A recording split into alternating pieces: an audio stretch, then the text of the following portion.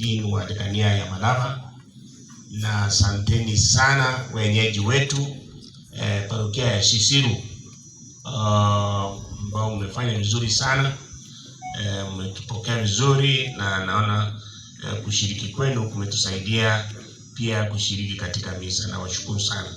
Nashukuru Wakristo wetu, walimu wa dini na mentors. Nashukuru ofisi ya youth ikiongozwa na Father Leonard, na kuwashukuru viongozi wa vijana katika jimbo, katika dekania na katika parokia zetu. Wote kwa jumla ninashukuru watawa wetu na kila mmoja wenu. Mmefanya vizuri, asanteni kwa kuja. Nami kila wakati nikihudhuria misa kama hii ya vijana ninashukuru Mungu, kwa sababu najua ya kwamba kama alivyosema kiongozi, vijana sio viongozi wa kesho. Sasa uongozi ni wenu.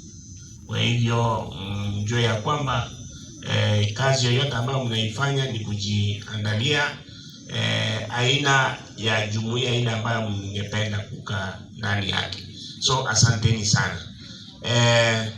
Mengi ni yale ambayo mmeyasikia, mengine ni yale ambayo niliguzia katika mahubiri, ya kwamba ni vizuri tuingie ndani na tuende zaidi, na haswa katika kukita mizizi yetu katika maisha ya kiroho katika Ekaristi Takatifu. Wakati tunashiriki hapo tunaenda vizuri. Pili ni kuendelea kuwahimiza vijana waendelee kushiriki katika maisha ya kijamii vizuri. Msije mkafikiria kuna mwingine atawafanyia. You need to create the kind of society that you want to be part of. Wiki iliyopita katika kikao cha baraza la maaskofu tumeweza kuguzia masuala yale ambayo ni muhimu katika jamii na hasa wa Kenya, ikiwemo mambo ya gharama ya maisha, na haswa katika bei ya bidhaa sasa kwenda juu, ambayo inasababishwa na vile vita, lakini pia mambo mengine. Najua inaweza kuwa ya kwamba mikakati haiweko vizuri, ikawa ya kwamba sasa inaleta shida. So tumehimiza serikali iweze kufanya vyovyote watu wasiumie katika mambo ya uchumi, kwa sababu ya kupanda kwa bei ya mafuta na pia bei ya gharama ya bidhaa muhimu za maisha.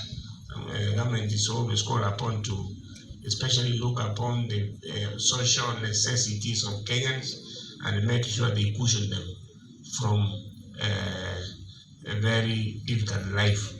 So tunawaombea pia tuweze kuangalia masuala ya elimu, masuala ya afya, kurekebisha haya mambo yote. Lakini sisi tunajua ya kwamba pia ni muhimu katika uongozi mwema pia unasababisha maisha ambayo ni mema. Ndio sababu naona kama kwamba jukumu muhimu ambalo liko sasa ni kuendelea na hii exercise ya registration ya voters. Hiyo inaweza kuonekana sasa ni kitu kidogo, lakini ina umuhimu wake baadaye. So na mwaka wa 2024 wakati vijana wa Gen Z walikuwa wanaandamana na kusema yale mambo mengi muhimu, baadhi yao ni ya kwamba ni vizuri pia wajiingize katika hali ya uongozi au wachague viongozi ambao ni muhimu, wazuri. So hiyo inamaanisha kwamba lazima wawe muingie katika harakati za uchaguzi mkiwa na kadi. So ndio nisikia mnasema mko kadi, kuweni kadi, si ndio hiyo? Nilikuwa nauliza mapadre waanze mchakato wa kutahimini kama kwamba hao vijana wetu katika parokia zetu wameshika kadi. Wakipata, kuna wale wamefikisha miaka 18 na hawajisajili wafanye nini? Fanya, utaona vile utafanya. Sasa unajua, tutoke kwa maneno tuingie kwa vitendo. Huu ndio wakati, na tumesikia ya kwamba wanafunga tarehe 28. So isiwe ya kwamba sasa tutasema, mimi najua ya kwamba ni kweli ya kwamba vijana wakati mwingine wanafika mahali fulani wanakufa moyo kwa sababu wanasema hata tukipiga kura si wataiba. Sisi sio Mungu. Tuachie Mungu kazi yake, sisi tufanye kazi yetu. Ikibiwa tutaona vile wanaiba. Na tukasema mwaka wa 2024 ya kwamba vijana mkiamua mnataka kuchagua viongozi aina fulani, itawezekana ikiwa nyote mtapiga kura.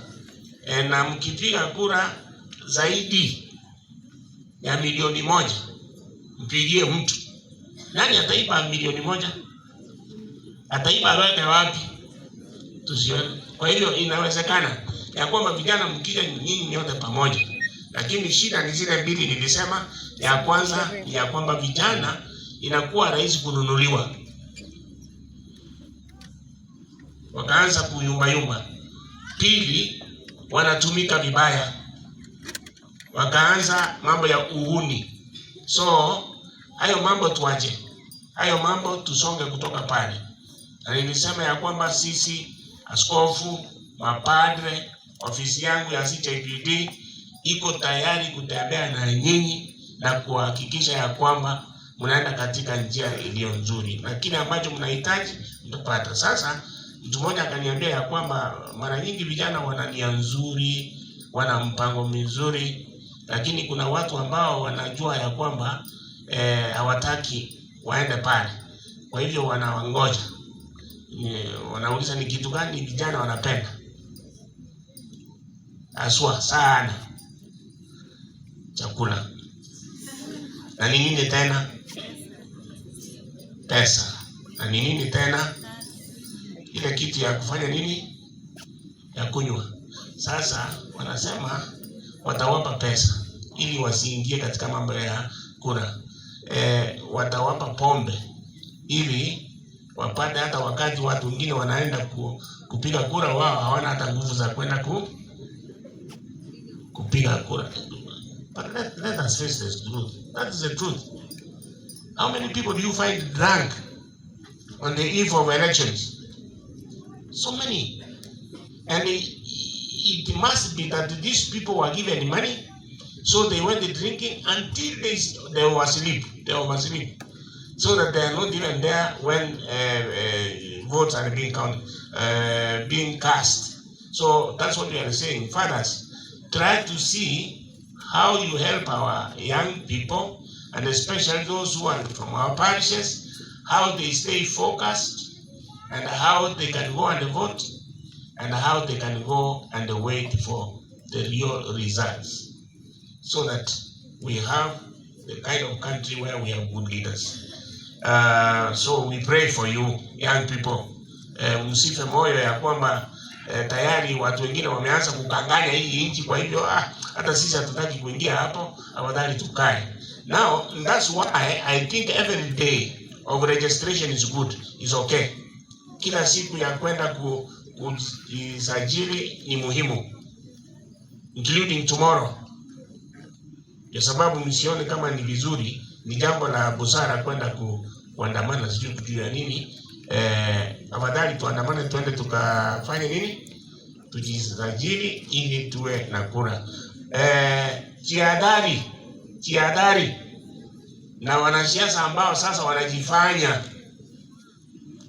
wao ni marafiki, na kumbe wao wanajipanga kwa mwaka wa 2027 na wanataka kujipanga wakikutumia. So let us be careful, because that's what they do. They will show, they will use your language. Sometimes they talk your language and so on when they are actually wanting to benefit. So my dear young people, let us be alert, let us be sober, let us be strong, and let us be faithful, and let us do that which is right. You, I wish you the best. Nawaombea Mungu awabariki. Wale ambao watarudi shule, nawaombea mema. Najua ya kwamba kuna changamoto za CBE grade 10, na tunaomba ya kwamba watu wasiwe kama ni experiment all the time. We must get down to business. Ikiwa huu mtaala ulianzishwa miaka 10 iliyopita, inatakiwa ya kwamba uwe unafanya kazi, sio kujaribia. Watoto wetu sio watu wa majaribio, ni watu wa kusoma. So tunawaombea mnaporudi shuleni, fanyeni bidii katika masomo, kwa sababu masomo ndio ufunguo wa maisha kama tunavyosema. So you are better off at school if you are a student than anywhere else.